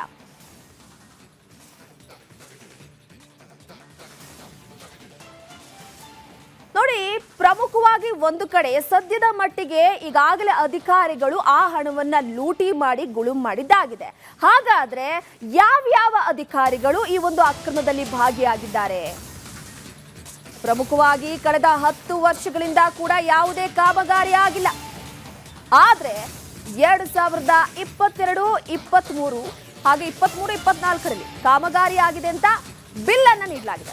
1 ಯೂನಿಟ್ ಕಾಮಗಾರಿ ಮಾಡಿ 4 ಯೂನಿಟ್ ಮಾಡಿದ್ದೇವೆ ಅಂತ ಹಣವನ್ನ ಪಡೆಯಲಾಗಿದೆ. ಅಂದಾಜು 20 ಕೋಟಿಗೂ ಹೆಚ್ಚು ಭ್ರಷ್ಟಾಚಾರ ಆಗಿದೆ ಎನ್ನುವಂತ ಆರೋಪ ಕೇಳಿ ಬಂದಿದೆ. ಈಗಾಗಲೇ ಹಳೆಯ ಸೋಲಾರ್ ಬೇಲಿಯಲ್ಲಿ ಪವರ್ ಇಲ್ಲ.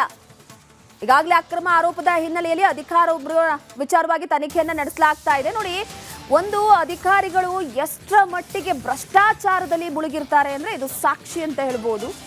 ಕಾಮಗಾರಿ ಆಗಿದೆ ಅಂತ ಬಿಲ್ಲನ್ನ ಕೊಟ್ಟು ಕಾಮಗಾರಿಯನ್ನ ಮಾಡದೆ ಹಣವನ್ನ ಲೂಟಿ ಮಾಡಿದ್ದಾರೆ. ಕೊಡಗು ಜಿಲ್ಲೆಯಾದ್ಯಂತ ಪ್ರತಿನಿತ್ಯ ಕಾಡಾನೆಗಳದೇ ಹಾವಳಿ. ಪ್ರತಿನಿತ್ಯ ಆನೆ ದಾಳಿಗೆ ಸಾಕಷ್ಟು ಜನರು ಸಾವನ್ನಪ್ಪಿದ್ದಾರೆ, ಆಸ್ತಿ ಪಾಸ್ತಿ ನಷ್ಟ ಆಗ್ತಿದೆ. ಸರ್ಕಾರ ಕೋಟ್ಯಾಂತರ ರು ಅನುದಾನವನ್ನು ಬಿಡುಗಡೆ ಮಾಡ್ತಾ ಇದೆ ಕಾಡಾನೆ ದಾಳಿಯನ್ನು ತಡೆಗಟ್ಟಲಿಕ್ಕಾಗಿ. ಆದರೆ ಆನೆ ದಾಳಿ ಹೆಚ್ಚಾಗ್ತಿದೆ ವಿನಃ ಕಡಿಮೆ ಆಗ್ತಿಲ್ಲ. ಇದಕ್ಕೆ ಕಾರಣ ಏನು ಅಂತ ಹುಡುಕ್ತಾ ಹೋದರೆ ಇಲ್ಲಿಯ ಅರಣ್ಯ ಇಲಾಖೆಯವರು ಮಾಡ್ತಿರುವಂಥ ಗೋಲ್ಮಾಲ್, ಕೋಟಿ ಕೋಟಿ ಹಣವನ್ನು ಲೂಟಿ ಮಾಡ್ತಾ ಇದ್ದಾರೆ. ಈಗ ನಾವು ಇರುವಂಥದ್ದು ತಲಕಾವೇರಿ ವನ್ಯಧಾಮ. ಈ ತಲಕಾವೇರಿ ವನ್ಯಧಾಮದಲ್ಲಿ ಸೋಲಾರ್ ಫೆನ್ಸ್ ಮಾಡಿದ್ದೀವಿ, ಕಟ್ಟಡ ಕಟ್ಟಿದ್ದೀವಿ, ಮತ್ತು ಅಲ್ಲೇನು ಇದು ತಡೆಗೋಡೆ ಮಾಡಿದ್ದೀವಿ ಅಂತ ಹೇಳಿ ಕೋಟ್ಯಾಂತರ ಹಣ ಲೂಟಿಯಾಗಿದೆ. 20 ಕೋಟಿಗೂ ಹೆಚ್ಚು ಹಣ ಗುಳುಮಾಗಿದೆ. ಅಂದರೆ ಕೆಲಸ ಆಗಿರೋದಿಲ್ಲ, ಕೆಲಸ ಆಗಿದೆ ಅಂತ ಹೇಳಿ ಬಿಲ್ ಮಾಡುವಂಥದ್ದು. ಈಗ ನೋಡಿ, ತಲಕಾವೇರಿ ವನ್ಯಧಾಮದಲ್ಲಿ ಇದು ಸೋಲಾರ್ ಫೆನ್ಸ್ ಮಾಡಿದ್ದಾರೆ. ಈಗ ಇದೇ ಜಾಗದಲ್ಲಿದ್ದೀವಿ. ಈ ಸೋಲಾರ್ ಫೆನ್ಸ್ 2022, 23, 24ರಲ್ಲಿ ಆಗಿರುವಂಥ ಹಗರಣ ಇದು. ಈ ಸೋಲಾರ್ ಫೆನ್ಸ್ ಮಾಡಿದ್ದಾರೆ. ಇದು ಮಾಡಿದಾಗಿನಿಂದ ಇದರಲ್ಲಿ ಕರೆಂಟೇ ಇಲ್ಲ, ಸುಮ್ಮನೆ ಮಾಡಿ ಹೋಗಿದ್ದಾರೆ. ಅದು ಎಷ್ಟು, ಇದು ಯೂನಿಟ್ 1 ಅಂತ ಹೇಳಿ.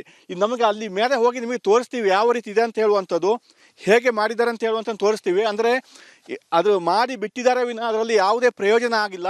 ಇದು ಮಾಡಿದ್ದು ಯೂನಿಟ್ 1 ಅಂತ ಹೇಳಿ. ಅಂದರೆ ಫಸ್ಟ್ ಯೂನಿಟ್ 1 ಮಾಡ್ತಾರೆ, ಅಲ್ಲಿಂದ ಯೂನಿಟ್ 2, ಯೂನಿಟ್ 3, ಯೂನಿಟ್ 4 ಅಂತ ಮಾಡಿ ಬಿಲ್ ಮಾಡ್ತಾರೆ. ಆದರೆ ಕಾಮಗಾರಿ ಆಗಿರೋದಿಲ್ಲ. ಒಂದು ಯೂನಿಟಲ್ಲಿ ಮಾತ್ರ ಕಾಮಗಾರಿ ಮಾಡಿರ್ತಾರೆ, ಅದು ವರ್ಕ್ ಆಗಲಿ. ನೋಡಿ, ಇದು ಸೋಲಾರ್, ಈ ಆನೆ ಬರುತ್ತೆ ಅಂತ ಹೇಳಿ ಸೋಲಾರ್ ಮಾಡಿ ನೋಡಿ, ಕೈಯಲ್ಲಿ ಮುಟ್ತಾ ಇದ್ದೀನಿ, ಏನಿಲ್ಲ ಇದರಲ್ಲಿ. ಇದು ಕಾಮಗಾರಿ ಮಾಡಿ ಬಿಟ್ಟಿದ್ದಾರೆ ವಿನ ಇದರಲ್ಲಿಗೆ ಪವರ್ ಇರಲೇ ಇಲ್ಲ. ಅದರಿಂದ ಇದು ನಿಷ್ಪ್ರಯೋಜಕ ಆಗಿದೆ ಅಂತ ಹೇಳ್ಬೋದು. ಇದು ಯೂನಿಟ್ 1 ಅಂತ ಹೇಳಿ. ಮತ್ತು ಮುಂದೆ ಹೋದ ಇದೊಂದು ಅರ್ಧ ಕಿಲೋಮೀಟರ್, 1 ಕಿಲೋಮೀಟರ್ ಈ ರೀತಿ ಮಾಡಿರ್ತಾರೆ. ಮುಂದೆ ಹೋದಾಗ ಯೂನಿಟ್ 2, ಯೂನಿಟ್ 3 ಅಂತ ತೋರಿಸ್ತಾರೆ ಬಿಲ್ಲಲ್ಲಿ. ಅದು ಬಿಲ್ಲಿಗೆ ಮಾತ್ರ ಸೀಮಿತ, ಅಲ್ಲಿ ಹಣ ಡ್ರಾ ಆಗಿರುತ್ತೆ, ಆದರೆ ಕಾಮಗಾರಿ ಆಗಿರಲ್ಲ. ಅದನ್ನ ರಿಪಬ್ಲಿಕ್ ಅನ್ನೋದ್ರಲ್ಲಿ ನಿಮಗೆ ತೋರಿಸ್ಲಿಕ್ಕಾಗಿ ನಾವು ಇಲ್ಲಿಗೆ ಸ್ಪಾಟಿಗೆ ಬಂದಿದ್ದೀವಿ, ರಿಯಾಲಿಟಿ ಚೆಕ್ ಮಾಡ್ತಾ ಇದ್ದೀವಿ ಯಾವ ರೀತಿ ಇದೆ ಅಂತ ಹೇಳುವಂಥದ್ದು. ಇನ್ನು ಇದು ಎಲ್ಲೆಲ್ಲಿ ಆಗಿದೆ ಅಂತ ನೋಡೋದಾದ್ರೆ ತಲಕಾವೇರಿ, ತನ್ನಿಮಾನಿ, ಚಾಂದಟ್ಗೊಲ್ಲಿ, ಮೇಲಡ್ಕ, ಕರಿಕೆ, ಮುಂಡ್ರೋಟ್, ನಡುಮಲೆ, ಆನೆಕಜ, ನಿಶಾನಿ ಮಟ್ಟೆ, ಈ ರೀತಿ ಹಲವು ಕಡೆಗಳಲ್ಲಿ ಕಾಮಗಾರಿ ಆಗಿದೆ ಅಂತ ಲೀಸ್ಟ್ ಇದೆ. ಏನು ಡಾಕ್ಯುಮೆಂಟ್ಸ್ ಇಲ್ಲ, ದಾಖಲೆ ಕೂಡ ಇದೆ. ನಿಮಗೆ ಆಮೇಲೆ ದಾಖಲೆಯನ್ನು ತೋರಿಸ್ತೀವಿ. ಮತ್ತು ಎಲ್ಲೆಲ್ಲಿ ಆಗಿಲ್ಲ ಅದನ್ನು ಕೂಡ ನಿಮಗೆ ತೋರಿಸ್ತೀವಿ. ನೋಡಿ, ಇಲ್ಲಿ ಅಂದಾಜು 25 ಕೋಟಿಗೂ ಅಧಿಕ ಹಣ ಇಲ್ಲಿ ಗುಳುಮಾಗಿದೆ. 2022, 23, 24ರಲ್ಲಿ ಆಗಿರುವಂಥದ್ದು. ಆವಾಗ ಅಧಿಕಾರಿಗಳೇ ಇದ್ದಂಥವ್ರು ಯಾರು ಅಂತ ನೋಡೋದಾದರೆ DCF ಶಿವರಾಮ್ ಬಾಬು ಅಂತ ಇದ್ದರು, ACF ಶ್ರೀನಿವಾಸ್ ನಾಯಕ್, ಹಾಗೆ RF ಕೋಟ್ರೇಶ್. ಇಷ್ಟು ಅಧಿಕಾರಿಗಳು ಇದ್ದಾಗ ಈಗ ಬೇರೆ ಅಧಿಕಾರಿಗಳಿದ್ದಾರೆ. ಇವರೆಲ್ಲ ಸೇರಿ ಮಾಡಿದ್ದಾರೆ. ಹೇಗೆ ಮಾಡಿ ತನಿಖೆ ಆಗಬೇಕು. ಇದು ಅರಣ್ಯ ಸಚಿವರು ಇಂಥದ್ದು ನೋಡಬೇಕು, ಸಣ್ಣ ಪುಟ್ಟ ವಿಚಾರ ಅಲ್ಲ ಇದು. ಇದನ್ನು ಅರಣ್ಯ ಸಚಿವರು ನೋಡಬೇಕು, ಕೂಡಲೇ ತನಿಖೆ ಕೂಡ ಅವರು ಆದೇಶ ಮಾಡಬೇಕಾಗಿದೆ. ಹಿರಿಯ ಅಧಿಕಾರಿಗಳು, ಸಂಬಂಧಪಟ್ಟ ಸಚಿವರುಗಳು ಇದ್ರ ಬಗ್ಗೆ ಗಮನ ಹರಿಸಬೇಕು. ಇದು ಏನು ಆಗಿದೆ, ಏನು ಅವ್ಯವಹಾರ ಆಗಿದೆ, ಈ ಬಗ್ಗೆ ತನಿಖೆ ಮಾಡಬೇಕಾಗುತ್ತೆ. ಅದರಿಂದ ಕೂಡಲೇ ತನಿಖೆಗೆ ಆದೇಶ ಮಾಡಬೇಕಾಗುತ್ತೆ. ಇದು ರಿಪಬ್ಲಿಕ್ ಅಂದರೆ ರಿಯಾಲಿಟಿ ಚೆಕ್. ಅಂದರೆ ಸಾಕಷ್ಟು ದಿನಗಳಿಂದ ನಮಗೆ ಒಂದು ಮಾಹಿತಿ ಸಿಕ್ಕಿತ್ತು ಈ ರೀತಿ ಆಗ್ತಾ ಇದೆ ಅಂತ ಹೇಳುವಂಥದ್ದು. ಅದನ್ನು ದಾಖಲೆ ಸಮೇತವಾಗಿ ನಿಮ್ಮ ಹತ್ರ ಬಂದಿದ್ದೀವಿ. ಆದರೆ ತಕ್ಷಣ ಸರ್ಕಾರ ಈ ಬಗ್ಗೆ ಗಂಭೀರವಾಗಿ ಪರಿಗಣಿಸಿ ಈ ಬಗ್ಗೆ ತನಿಖೆ ಮಾಡಬೇಕಾಗಿದೆ. ಕ್ಯಾಮರಾ ಪರ್ಸನ್ ದಿವಾಕರ್ ಜೊತೆ ಅನುಕಾರ್ಯಪ್ಪ, ರಿಪಬ್ಲಿಕ್ ಕನ್ನಡ, ಕೊಡಗು. ಗ್ರೇಟರ್ ಬೆಂಗಳೂರು ಪ್ರಾಧಿಕಾರದಿಂದ ಮಹಾ ಎಡವಟ್ಟು ನಡೆದಿರುವಂಥದ್ದು. ಸಿಲಿಕಾನ್ ಸಿಟಿ ಜನರಿಗೆ ಮತ್ತೆ ಟ್ಯಾಕ್ಸ್ ಬರಿಯನ್ನ ಎಳೆಯೋದಕ್ಕೆ ಮುಂದಾಗಿದೆ. ಯಾಕಾಗಿ ಅಂತಂದ್ರೆ ನೀರಿನ ಟ್ಯಾಂಕ್ ವಿಚಾರಕ್ಕೆ ಸಂಬಂಧಪಟ್ಟಂತೆ ಈಗ ಸಿಲಿಕಾನ್ ಸಿಟಿ ಜನರಿಗೆ ಗ್ರೇಟರ್ ಬೆಂಗಳೂರು ಪ್ರಾಧಿಕಾರದಿಂದ ಟ್ಯಾಕ್ಸ್ ಬಿಸಿ ತಟ್ಟುತ್ತೆ. ಡ್ರೋನ್ಗಳ ಸರ್ವೆಯಿಂದ ಸಿಟಿ ಜನರಿಗೆ ಸಮಸ್ಯೆ ಉಂಟಾಗ್ತಾ ಇದೆ. ಡ್ರೋನ್ ಸರ್ವೆಯಿಂದ ಸಿಟಿ ಜನರಿಗೆ ಟ್ಯಾಕ್ಸ್ ಸಂಕಷ್ಟ ಶುರುವಾಗಿದೆ. ಕಟ್ಟಡದ ಮೇಲೆ ವಾಟರ್ ಟ್ಯಾಂಕ್ ಇದ್ರೂ ಕೂಡ ಟ್ಯಾಕ್ಸ್ ಬರೆ ನಿಮಗೆ. 60,000ಕ್ಕೂ ಹೆಚ್ಚು ಮನೆಗಳಿಗೆ ನೋಟಿಸ್ ನೀಡಿರುವಂಥ ಆರೋಪ ಕೇಳಿ ಬಂದಿರುವಂಥದ್ದು. ಬೆಂಗಳೂರಿನ ಜನರಿಗೆ ಮತ್ತೆ ಟ್ಯಾಕ್ಸ್ ಬಿಸಿ ತಟ್ಟುತ್ತೆ. ಯಾಕಾಗಿ ಅಂದರೆ ನಿಮ್ಮ ಮನೆಯ ಮೇಲೆ ವಾಟರ್ ಟ್ಯಾಂಕ್ ಇದ್ರೆ ಆ ವಾಟರ್ ಟ್ಯಾಂಕಿಗೂ ಕೂಡ ಟ್ಯಾಕ್ಸನ್ನು ಕಟ್ಟಬೇಕು ನೀವು. ಒಂದು ಈಗಾಗಲೇ GBA ಇದೇ ವಿಚಾರಕ್ಕೆ ಸಂಬಂಧಪಟ್ಟಂತೆ ಸರ್ವೆಯನ್ನು ನಡೆಸಿದೆ. ಡ್ರೋನ್ ಮುಖಾಂತರವಾಗಿ ಡ್ರೋನ್ನಲ್ಲಿ ಕೆಲವೊಂದಿಷ್ಟು ದೃಶ್ಯಗಳನ್ನು ಸೆರೆ ಹಿಡಿದು ಅದರ ಆಧಾರದ ಮೇಲೆ ಟ್ಯಾಕ್ಸ್ ಅನ್ನ ಹಾಕಲಾಗುತ್ತೆ. ಸುಮಾರು 60,000 ಮನೆಗಳನ್ನು ಈಗಾಗಲೇ ಗುರುತು ಮಾಡಿರುವಂಥದ್ದು. ಟ್ಯಾಕ್ಸ್ ಕಟ್ಟಲೇಬೇಕಾದಂತಹ ಪರಿಸ್ಥಿತಿ ಈಗ ಬಂದಿದೆ ಬೆಂಗಳೂರಿನ ಜನರಿಗೆ. ಒಂದು ಕಡೆ ಈ ಟ್ಯಾಕ್ಸ್ ಬಿಸಿಯಿಂದ ಮತ್ತಷ್ಟು ಜರ್ಜರಿತವಾಗಿದ್ರು ಜನರು. ಬೆಂಗಳೂರು ಜನರಿಗೆ ಸರ್ಕಾರದಿಂದ ಮತ್ತೆ ಕಿರುಕುಳ ಆಗ್ತಾ ಇದೆ. ರಿಪಬ್ಲಿಕ್ ಕನ್ನಡಕ್ಕೆ ಶಾಸಕ ಸಿ.ಕೆ. ರಾಮಮೂರ್ತಿ ಹೇಳಿಕೆಯನ್ನ ಕೊಟ್ಟಿರುವಂಥದ್ದು. ಭೂಮಿ ಮೇಲೆ ಪಾರ್ಕಿಂಗ್ ಮಾಡೋದಕ್ಕೂ ಕೂಡ ಟ್ಯಾಕ್ಸ್ ಹಾಕಿದ್ದಾಯ್ತು. ಈಗ ಟೆರೆಸ್ನಲ್ಲಿ ವಾಟರ್ ಟ್ಯಾಂಕ್ ಇಟ್ಟರು ಕೂಡ ಟ್ಯಾಕ್ಸ್ ಹಾಕ್ತಿದ್ದಾರೆ. ಒಬ್ಬೊಬ್ಬರಿಗೆ 3 ರಿಂದ 8 ಲಕ್ಷದವರೆಗೆ ತೆರಿಗೆಯನ್ನ ಹಾಕ್ತಿದ್ದಾರೆ. 65,000 ಜನರಿಗೆ ನೋಟಿಸ್ ಅನ್ನ ಜಾರಿ ಮಾಡಿದ್ದಾರೆ ಎನ್ನುವ ಮುಖಾಂತರವಾಗಿ ಆಕ್ರೋಶವನ್ನ ವ್ಯಕ್ತಪಡಿಸಿರುವಂಥದ್ದು.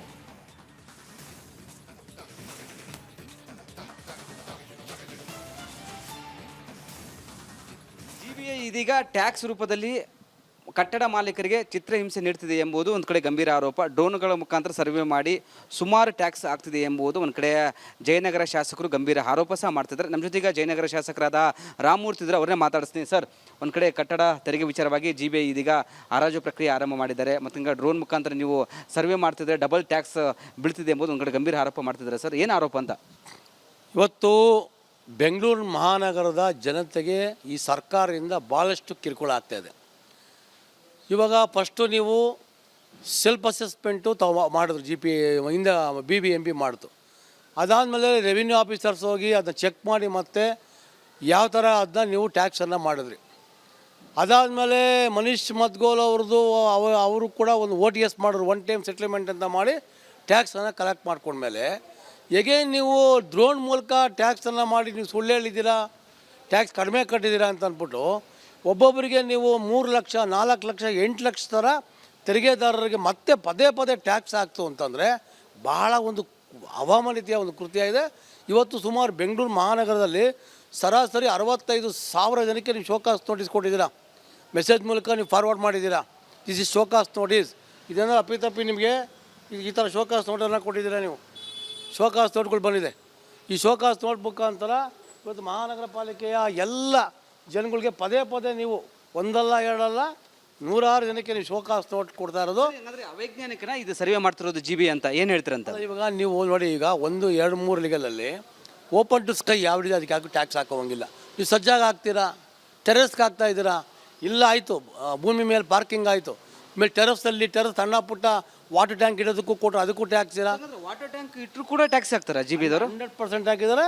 ಇದು ಡ್ರೋನ್ ಮೂಲಕ ಇದು ಮಾಡೋದು. ಡ್ರೋನ್ ಮೂಲಕ ಯಾರೋ ಒಬ್ರು ಕೂತ್ಕೊಂಡು ಡ್ರೋನ್ ಮೂಲಕ ಮಾಡ್ಕೊಂಬಂದು ಆ ಮನೀಶ್ ಮಜ್ಗಾಲ್ ಮಾತು ಕೇಳ್ಕೊಂಡು BBMPನಲ್ಲಿ ಸಾಕಷ್ಟು ತೊಂದರೆ ಆಗಿದೆ ಸರ್.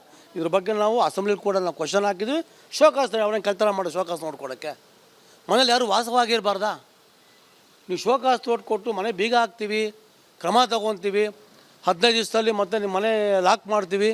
ಏನು ಅರ್ಥ ಇದೆಲ್ಲ? 1, 2, 65,000 ಜನಕ್ಕೆ ನೀವು ಕೊಟ್ಟಿರೋದು ಇದು ಕಾನೂನು ರೀತಿಯಲ್ಲಿ ಅಪರಾಧ. ಇದು ನಿಮ್ಮ ಕ್ಷೇತ್ರದಲ್ಲಿ ಕೊಟ್ಟಿದೆ ಹೇಗೆ? ಇಡೀ ಬೆಂಗಳೂರಿನಲ್ಲಿ ಸುಮಾರು 1 ಲಕ್ಷ 65,000 ನನಗೆ ಸಿಕ್ಕಿದೆ. 1 ಲಕ್ಷ ಹತ್ತತ್ರ ಇದು ನೋಟಿಸನ್ನು ಕೊಟ್ಟಿದ್ದೀರಾ. 1, 2 ಎಲ್ಲ ಶೋಕಾಸ್ ನೋಟಿಸ್. ಅರ್ಜಿದಾರರು ಸೀನಿಯರ್ ಸಿಟಿಸನ್ಸ್ ಹೋಗಿ ನಿಂತ್ಕೊಂತಾರೆ ಕ್ಯೂನಲ್ಲಿ, ಸರ್ ನಮ್ಗೆ ನೋಡಿದ್ದಾರೆ ಅಂತ. ಇದ್ರ ಬಗ್ಗೆ ನಾವು ಅಸೆಂಬ್ಲಿ ಕೂಡ ಮಾತಾಡ್ತೀನಿ ನಾನು.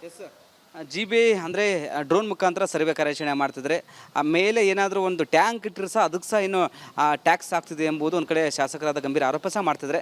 ಕ್ಯಾಮ್ರಾ ಪರ್ಸನ್ ಶಿವ ಜೊತೆ ವೀರೇಶ್, ರಿಪಬ್ಲಿಕ್ ಕನ್ನಡ, ಬೆಂಗಳೂರು.